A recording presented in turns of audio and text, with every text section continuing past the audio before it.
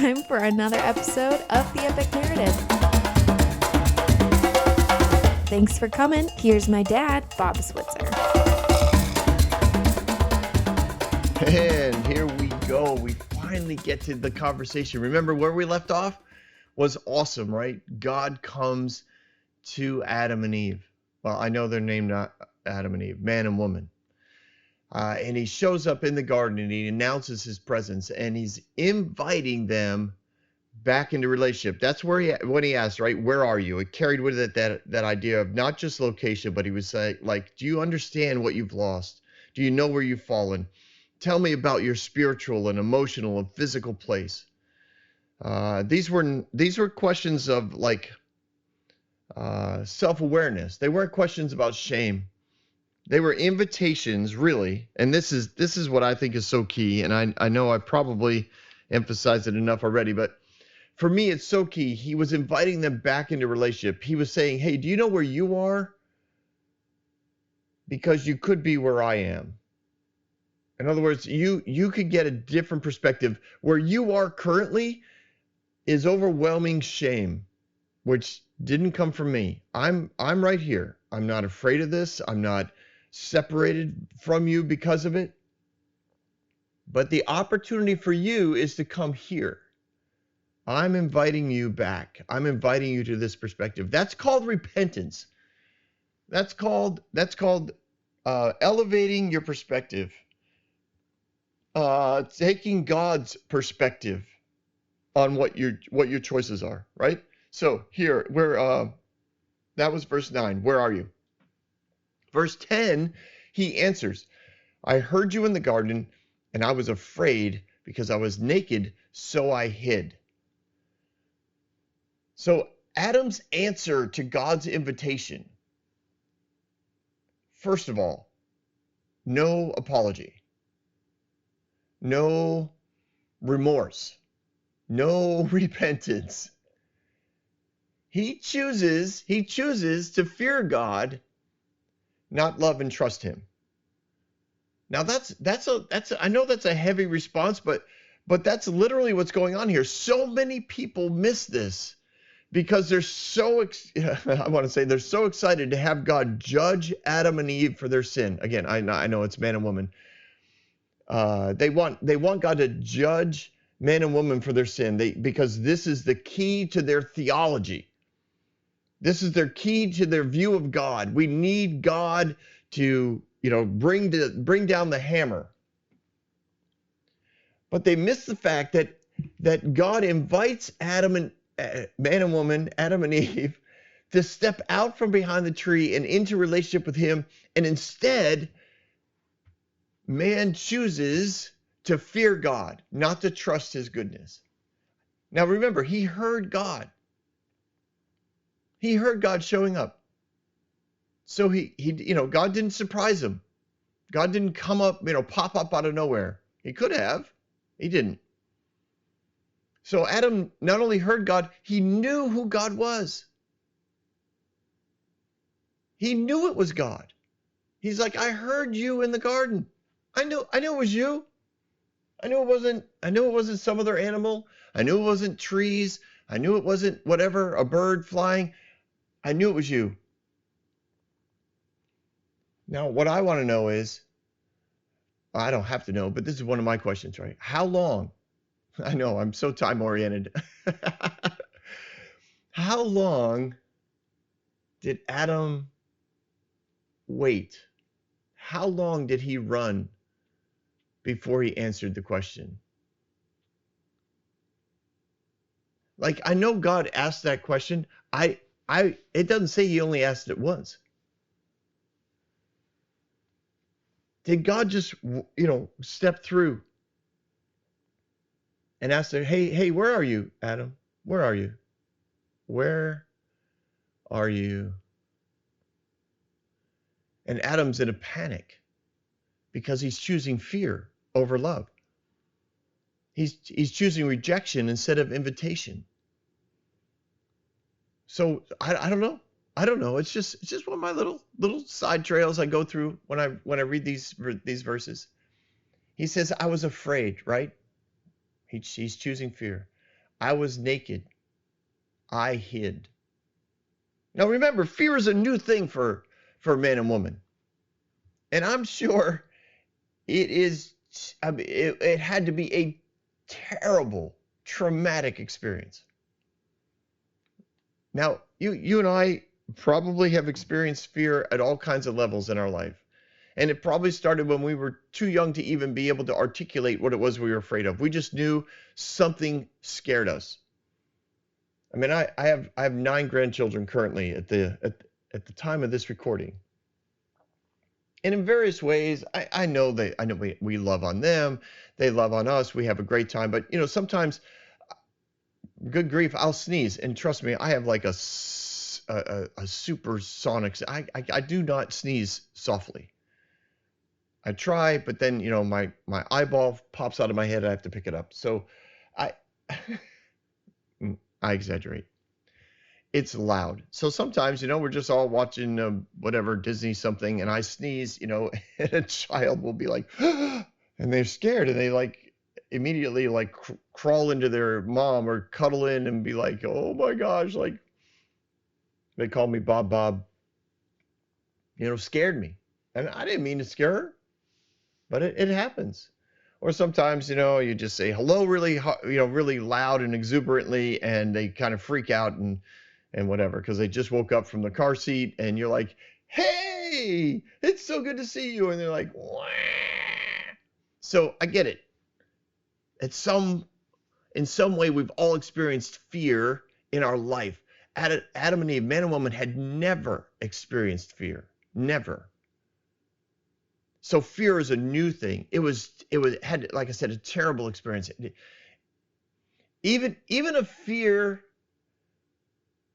of God, even that quote reverential fear of God, they never experienced that. They were so in tune with the truth and light of their identity coming from the beginning. They didn't have that. The fear was just it had to be crazy. So he says, I was afraid. Then he says, I was naked, which again is a new thing. And it's more than just the idea that they didn't have clothes, right? Nakedness carries with it this idea of being helpless, exposed. When you're naked, you have no like resources, right? You can't check your pockets for something just in case you might need it. Like you're naked. You got nothing to draw from. That had to be another brand new experience for them. Completely unnerving, unsettling, weird. What do you do with that? I've got no resources. I was afraid. I was naked. I mean, the confusion that those two things alone had to cause. And he said, and then I hid. What is that? What are the implications there? Well, obviously, to hide, you withdraw, right? You get away from anything that might cause more exposure, more fear. You hide. And when you hide, when you're hiding from something, you're being forced to do that. There's a force around you that's causing you to go into a place of hiding. Now, sometimes, it's I guess at the lowest level, it's a game you play. And the game is to hide. So you play the game and you hide. But sometimes it's evil, right? It's bad men, bad people, and you hide. You're looking for a place to withdraw, to be no longer exposed, to no longer be afraid, or at the very least to hold fear at bay from growing anymore within you until whatever it is it's looking for you or whatever game is going on dissipates and you can walk out with some sense or lesser sense of fear. And sometimes the game's over, so there's no fear left, but sometimes it's just, okay, the people have passed me by, but now I need to make sure that doesn't happen again. I just thought, Or you pass by a cop, and you're speeding, and it's like you have like this wicked fear in your gut, like, oh my gosh, is he gonna pull out? Are they gonna pull out? Are they gonna pull out?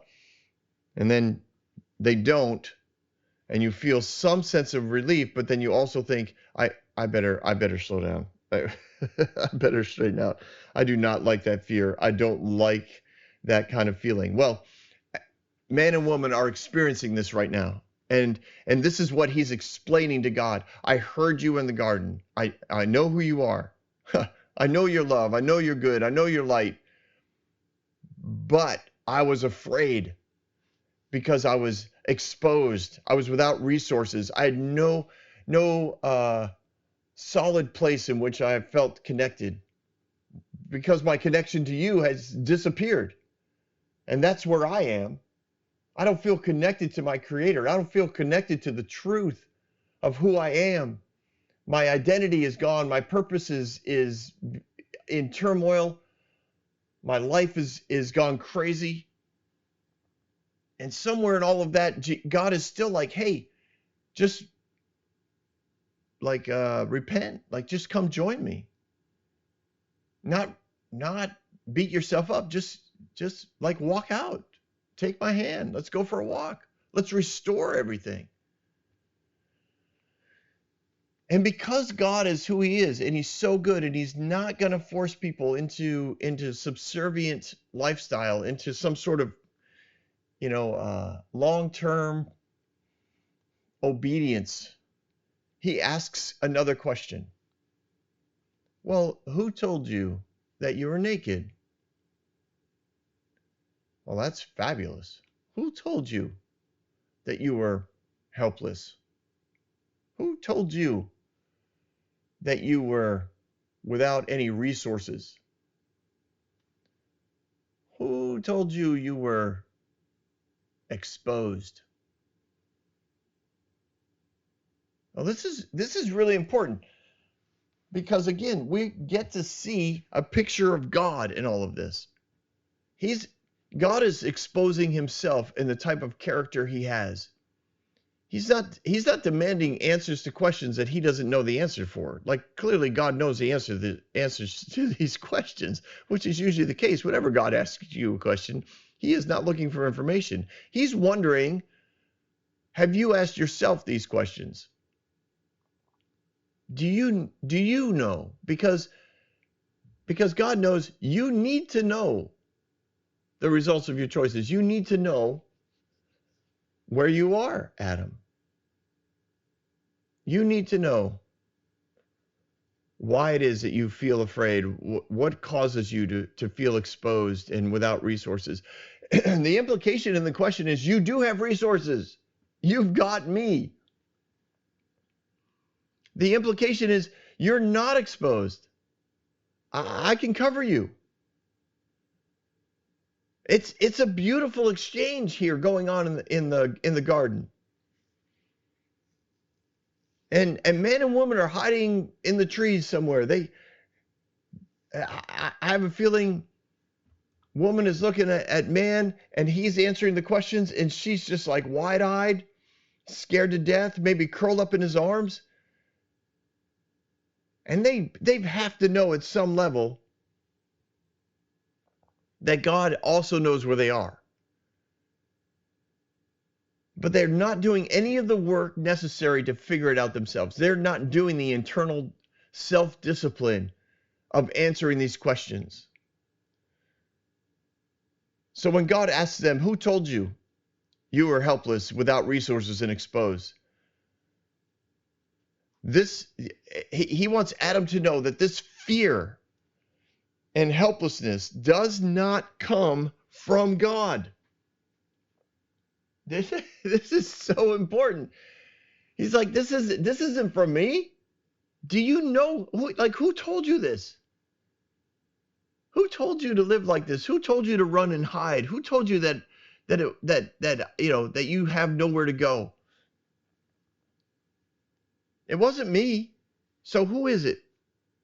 Adam. Who caused this problem? Not Adam, sorry. Man, who caused this problem? Where is this coming from? This is so important. Because as we process the decisions we make, so many times God asks us questions and we put a tone of voice on it that sounds like he's upset, like he's an angry earthly father. And I think a lot of earthly fathers, a lot of preachers,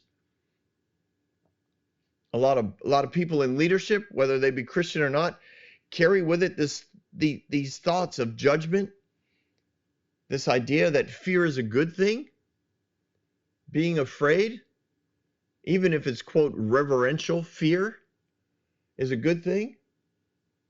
I mean, I don't even have to think hard to know of people that run their families like this, to know of people that run their churches like this.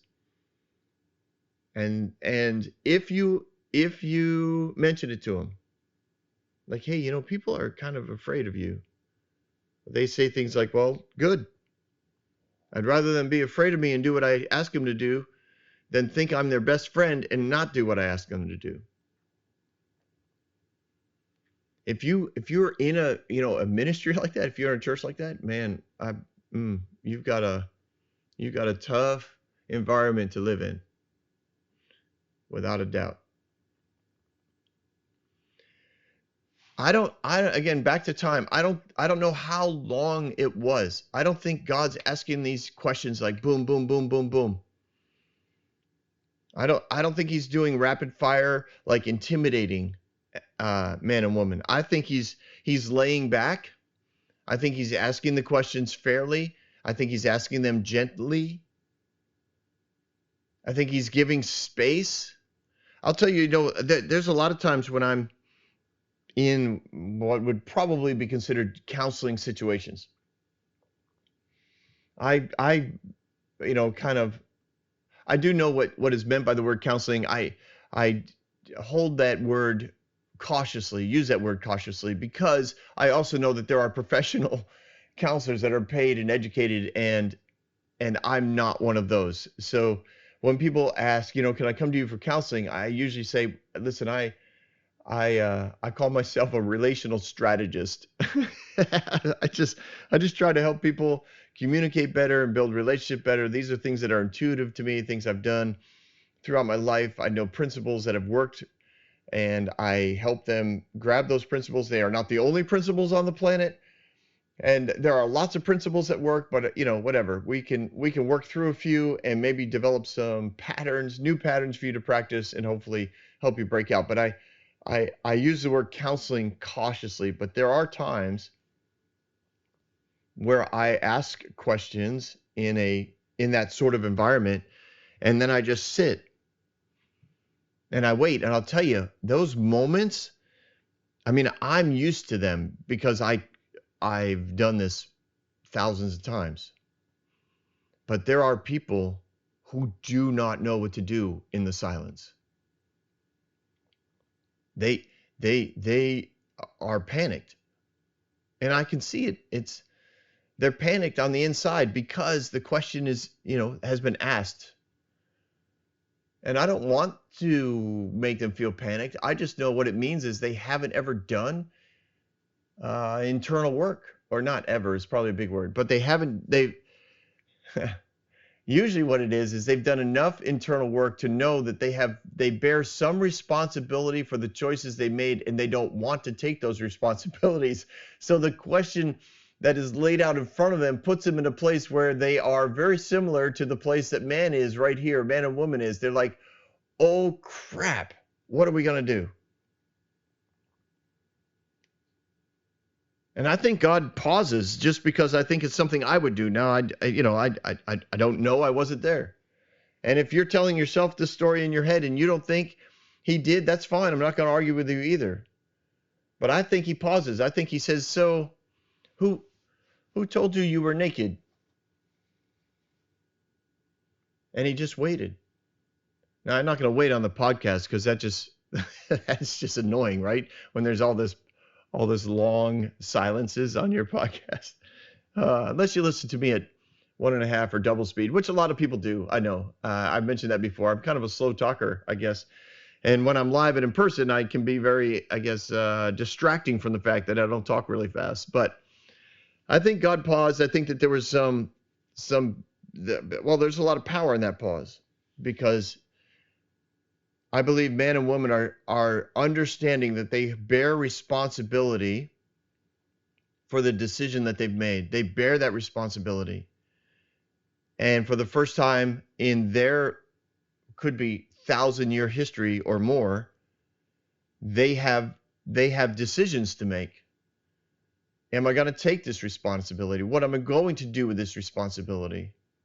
What am I going to do with this fear? Am I going to come out from behind the tree and even if it's lame, apologize to God and figure this out with him? Am I going to trust his goodness?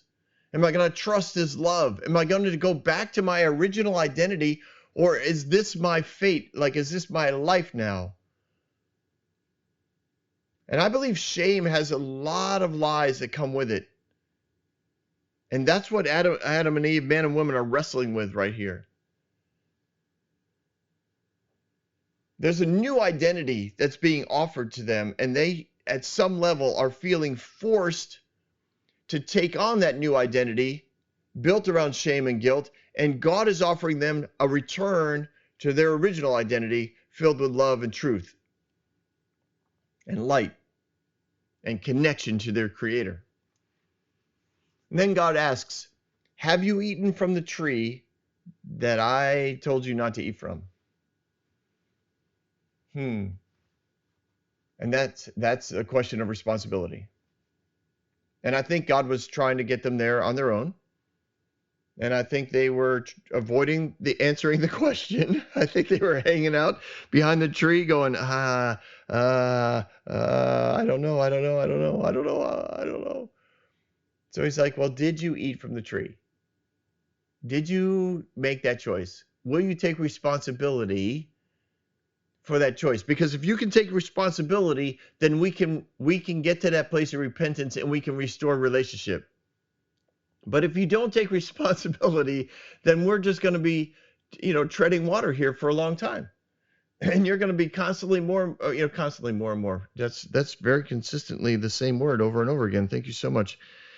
You will be treading water because you're going to be in that in-between place of identity. You're going to miss your purpose. You're going to start to be distracted, or you'll start to distract yourself with physical activity rather than spiritual evaluation. And I've seen that done way more than you can imagine, right? People have a tough time in their marriage, and instead of working on their marriage, they go on vacation. Let's take the kids to the beach. Why? Because then we can avoid everything. Sometimes it happens even in dating. Like, people will date for whatever, I don't know, a month or year. But their dates are mostly things that don't involve conversation. They go to a movie, they go out to eat, but really the conversation is about food and whether or not they like the food, and do they take pictures of their food and post it. But they don't really work on the relationship. So by the time they're married, they're still not working on the relationship. And now it's just like, all right, let's distract ourselves with TV shows we like, movies that we like, going out to eat, having children, because that's a distraction. Holy cow. So Adam and Eve, man and woman, are sitting there, and God says, all right, will you take responsibility then for the choice that you made? Because I want to know, do you know how far you've fallen? Do you know?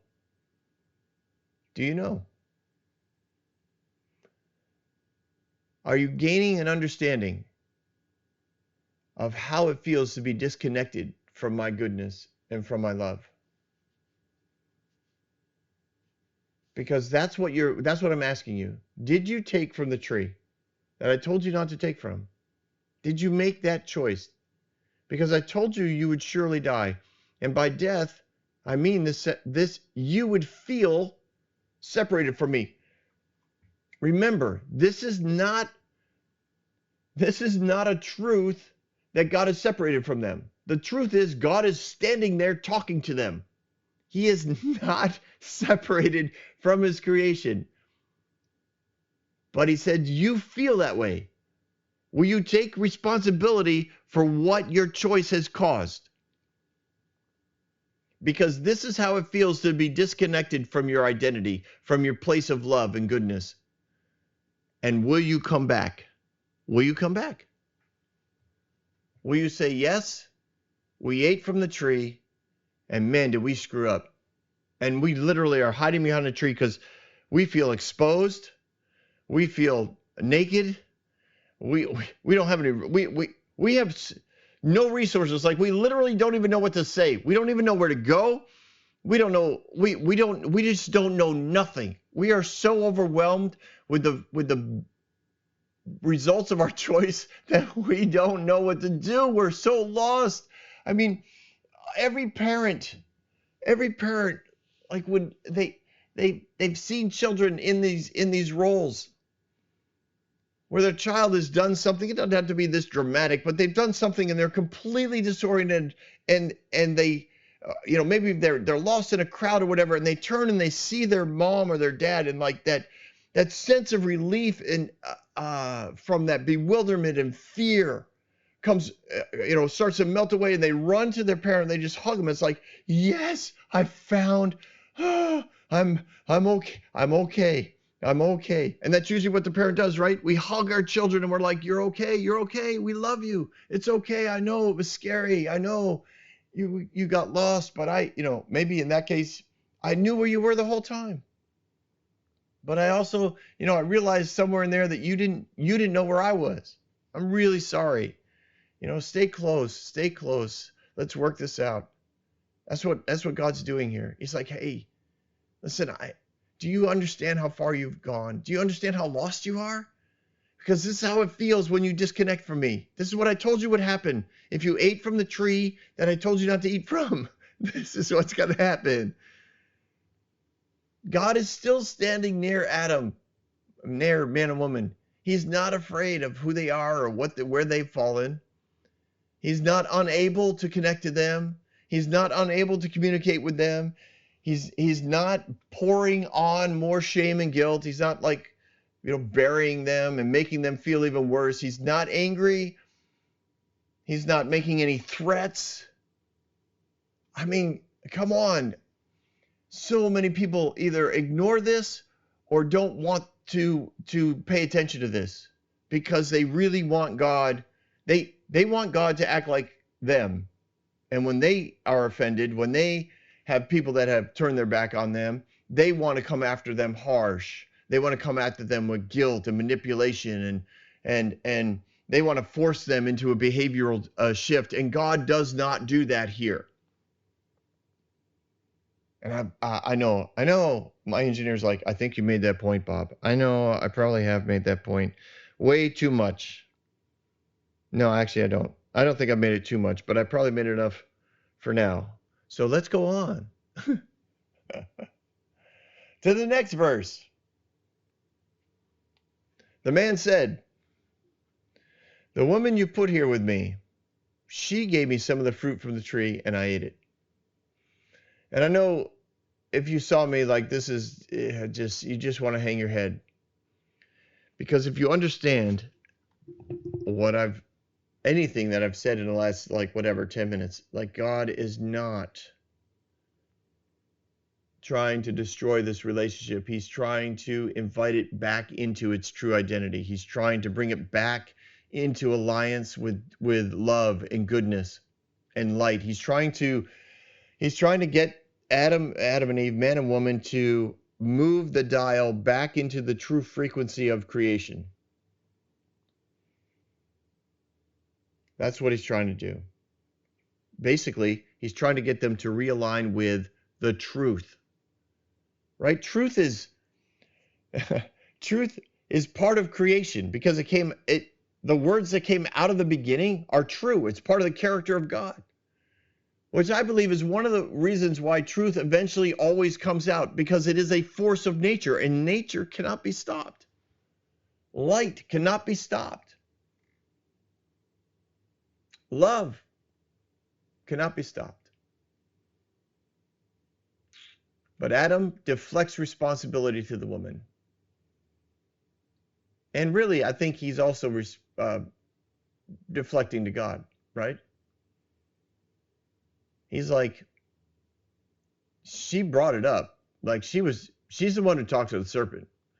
She brought up the conversation. She's the one who presented me with the idea. And again, we don't know how long that was between the conversation and Adam and Eve going to the tree, but they were clearly there together when they ate, because the language of the verse makes it pretty clear that it was like boom, boom, like this was like a simultaneous activity. And the fact that later in the New Testament, Adam is given credit for the decision he made is not a cut on Eve. It's basically Adam like considered it. And he made even a more conscious decision to participate in what was going on. But here he deflects. The woman you put here. He's thinking she brought it up, she picked it up, she's responsible. And by the way, God, you're the one who put it here. So actually you're responsible. So you could picture him being like, he's wrapped up with the woman. They're hiding behind a big old tree. Maybe it's like a redwood thing, like just a huge tree, right? They're just standing there, dwarfed by creation, where creation that they used to have bowed to them, they now feel so small and insignificant. And they're desperately trying to have creation encompass them and hide them. And he's holding her, and he's answering God's questions internally, and he doesn't like sorry, that was a dramatic pause. He's answering God's questions internally, and he doesn't like the answers. Like the self-evaluation is like, wait a minute, I'm responsible for this? Wait a minute, this is on me? Wait, that can't be true. And instead of answering, internally saying, wow, I have all this responsibility, I better go to God and make things right, because he's standing right here and he clearly wants to communicate with me. Instead, he's like, this can't be me. This can't be me. And in a panic, another feeling he's not ever had before in the whatever thousands of years or 24 hours that he's been alive, depending on your interpretation of how these verses are written. He turns to Eve, and I think he looks at her, and again, he's panicked. You can picture that in his eyes. She looks at him, and she sees in him for the first time the idea that he's not connecting to her, that he's literally going to, this is, I wish this was a movie.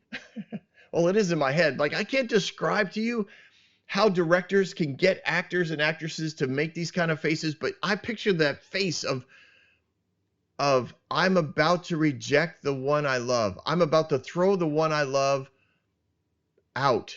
Well, I guess technically, like we would call it under the bus. Like maybe I can fix things with the woman later, but currently I need to get out of a bigger jam, and I think I can dump this ugly, horrible feeling of responsibility and shame and guilt, all of which I'm figuring out is actually my responsibility for bringing on myself, that God didn't bring this with him.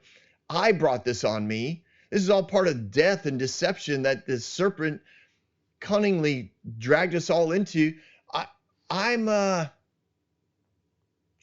to put it on her. And so he looks at her, she looks at him, and she starts to fear him for the first time.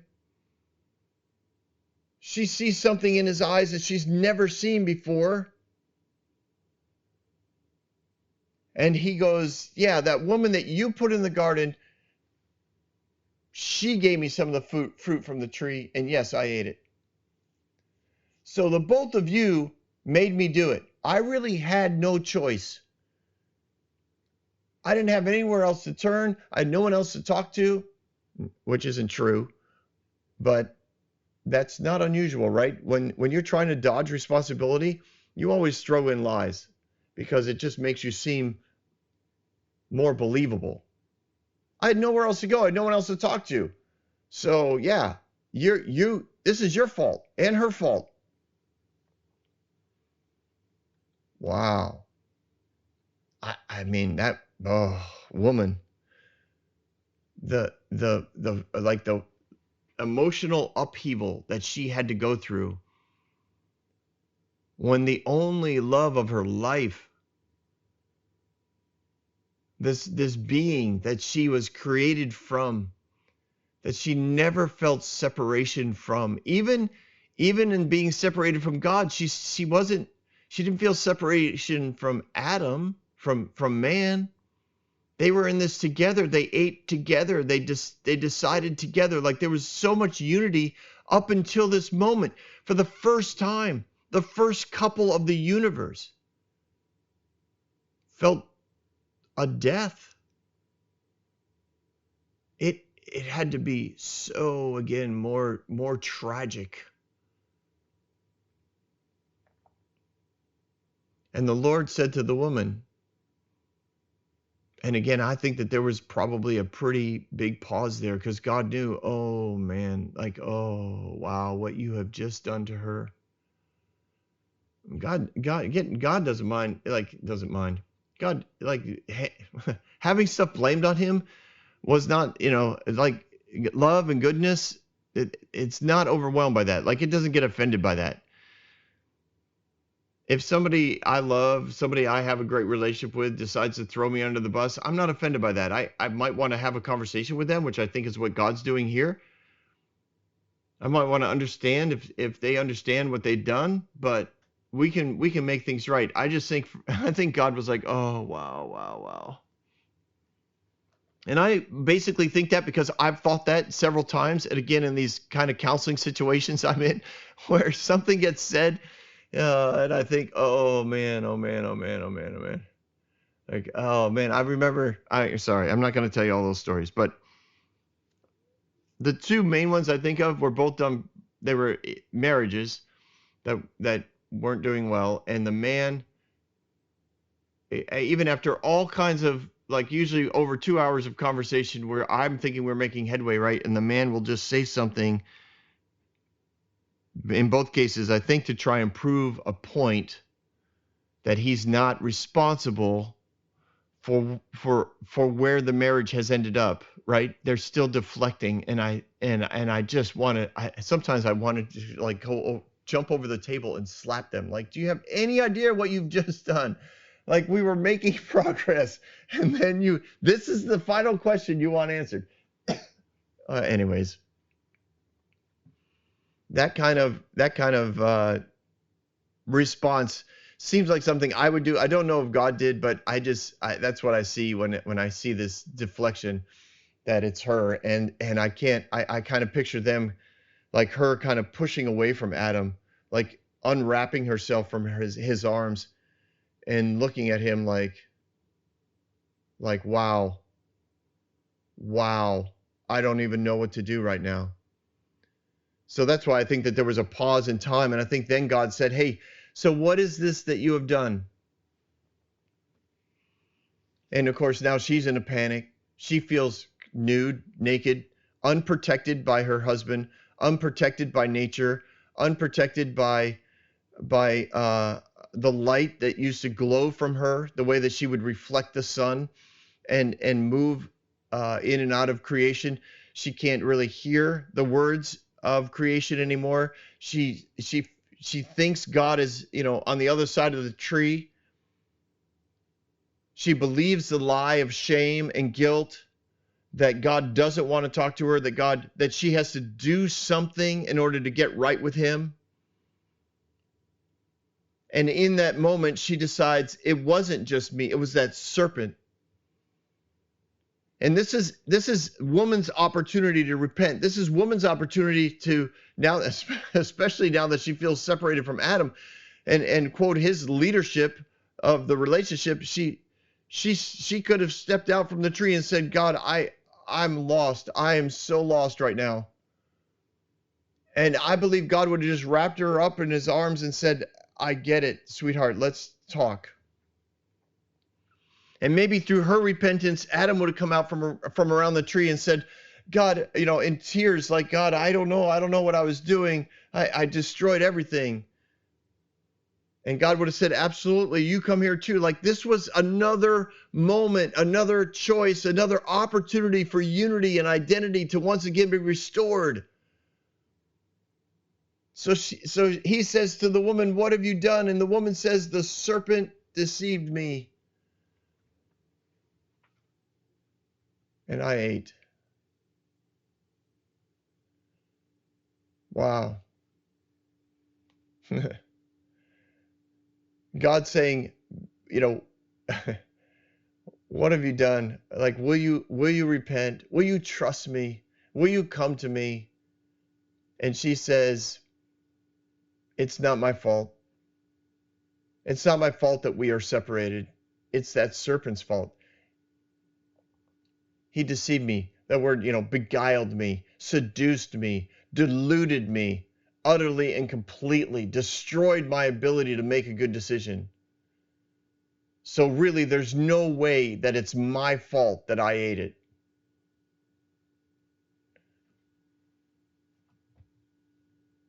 Wow. So both of them, in their own way, make God responsible for evil. This is the first time in the history of the universe where God's responsible for evil, and that lie has permeated so many people's lives. Well, why doesn't God just stop it? If God's so big and powerful, why didn't he just stop evil? Why does he let evil go?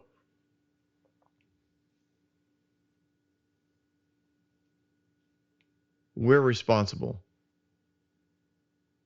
Yes, I said that. The evil in this world is our fault because we have separated ourselves from the identity of creation. That's really heavy, Bob. I don't think you wanted to go there. I don't know how else to make the point. It's a heavy point. If creation, and we'll just stick with humans, if humans understood that their identity comes from a place of truth and light and a frequency of heaven that is love, evil on this planet would disappear. The fact that we don't know our identity or don't go back to that part of it, we go back to this part. We go back to sinners. We go back to people who get seduced and beguiled and deluded and deceived. And we say, well, I can't help it. I can't help it. It's not my fault. I'm the victim. I'm the victim. And then there's, then it's like I'll throw my hands up and just be like, oh, okay, well, someday I'll go to heaven and then I'll finally get it right. No, you can get it right now.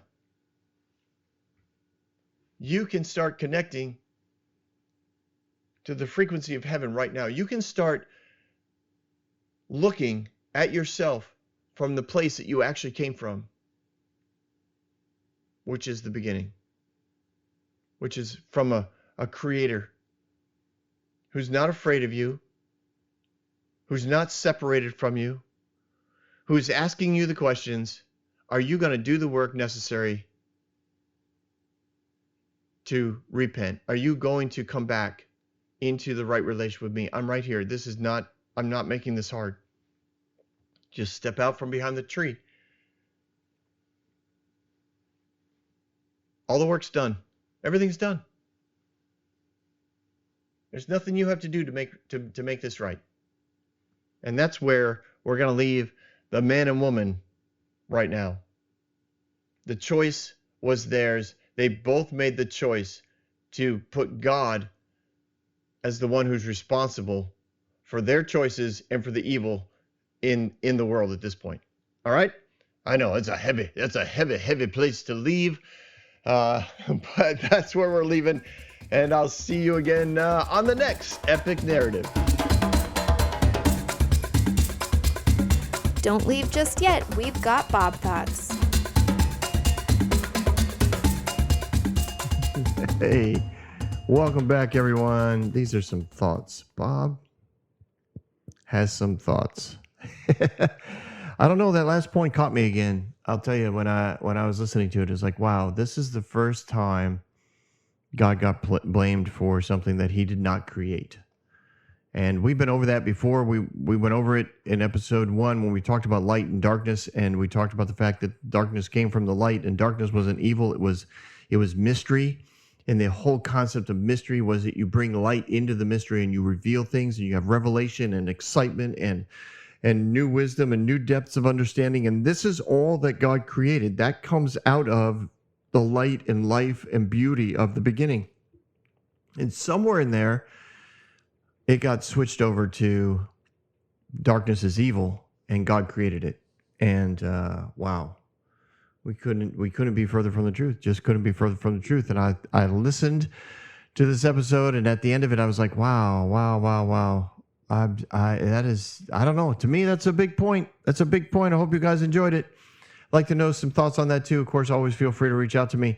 The other thing I wanted to touch on was, again, that power dominant structure that so many churches have in ministries and schools and that sort of thing, where early in the episode we talked about, maybe it wasn't early, might have been halfway through. It's hard for me to remember, but the whole questioning of God is so many times presented like he was there to intimidate, like he shows up on the scene and he just starts firing questions at Adam.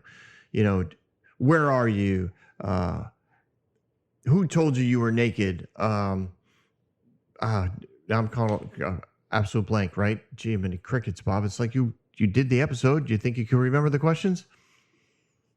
Then, of course, Adam's blaming Eve, and Jesus, God goes after Eve, and we look at it like he's going after them, like he's asking these ridiculous questions that he clearly knows the answer to, because he wants to intimidate and embarrass and shame and guilt Adam and Eve even more into what they've, the sin that they've entered into. And I just think, obviously, if you listen to the episode, I don't think that's true. I don't think that's what he was trying to do. I think he probably asked these questions multiple times. I think this conversation lasted for hours. And yet in the end, they still chose, right? They still had a choice. Are we going to enter into the conversation? Are we going to enter into relationship again? Or are we going to beat ourselves up because of the choices we made? And so many times that's a choice that people make. They make the choice to continue to separate because they don't feel worthy of the connection anymore. They don't feel worthy of the relationship. And they believe that the questions that they were asked were meant to just heap guilt and shame on them, when of course God doesn't have guilt or shame to give. So many, because of that mindset, that's what I want to get to. Eventually I get around to it, right? Because of that mindset, I think a lot of preachers and ministry leaders have set up a paradigm where they govern in the same way. Yeah, they run up against a behavioral issue, that's all the eating of the fruit was, right? It was disobedience. And in that choice that they made, many people, sorry, I had a long break there because I was going to repeat everything again. Many people have set up a paradigm where it's like, okay, if somebody makes a bad choice, I need to intimidate them because that's what God did. And they believe that their behavior is justified because God did it. Of course, even more so throughout the Old Testament, right? God destroys people. God wipes people out. God creates genocide. God, does infanticide. God, sends famine. God sends sickness. God sends disease. In the New Testament, they get a little tripped up because they're like, well, Jesus doesn't do any of that, but, he gets really mad at the temple and beats on people. Oh, so we're good. We can intimidate, we can belittle, we can shame, we can guilt. And then in some bizarre pattern, they use this whole deal to say, well, Eve was the weaker vessel, and then we'll just make women always have to be subservient to men because, well, it's obvious why. The devil would have never went after Adam first. He went after Eve, and in some ways they almost excuse Adam because it's like, well, he probably was really in love. I mean, it wasn't like there were other women involved, available for him. I mean, what was he going to do? And it's just mind-boggling stupidity on my part, in my opinion. They're so desperate to hang on to power that they will twist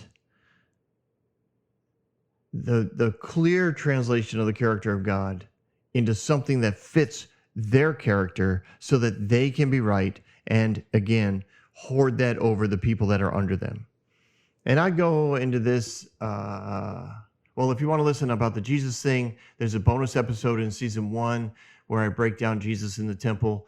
And if you want to go into, well, we do go into it more throughout the book of Genesis, because of course you got the flood, and you've got Abraham, and you've got Jacob and Esau, and you've got Joseph, and there's all kinds of opportunities where people have constantly gone after God and said, I'm going to behave just like he did because he behaved badly. I can behave badly because we're all in this together, and I'm right and they're wrong, and that justifies all the nastiness in my character. I'm just trying to be like Jesus, and it's just a power grab. It's an ego boost, and we set up the whole paradigm of the church, right, to stare at somebody in the front and say, they must know better than I do. I will listen to them. And if I show up long enough and listen hard enough, eventually I'll have everything I need to behave and to be like Jesus. And that's not true. It's not true. And I think a lot of pastors would probably have trouble with that, because they'd be like, no, but what use am I? What am I, like dog poop? I'm not worthy of being paid all this money if people can follow Jesus without my leadership. Okay, enough about that. Go to my Bob Thoughts page if you want to see more on that. I got a bunch of stuff on how I think church culture should shift or change. And you can let me know your thoughts on it as well. I hope you guys are having a great day.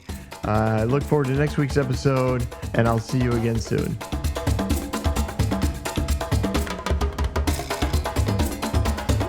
Hey everyone, thanks for listening. If you like what you heard, you can subscribe to this podcast on any platform you use.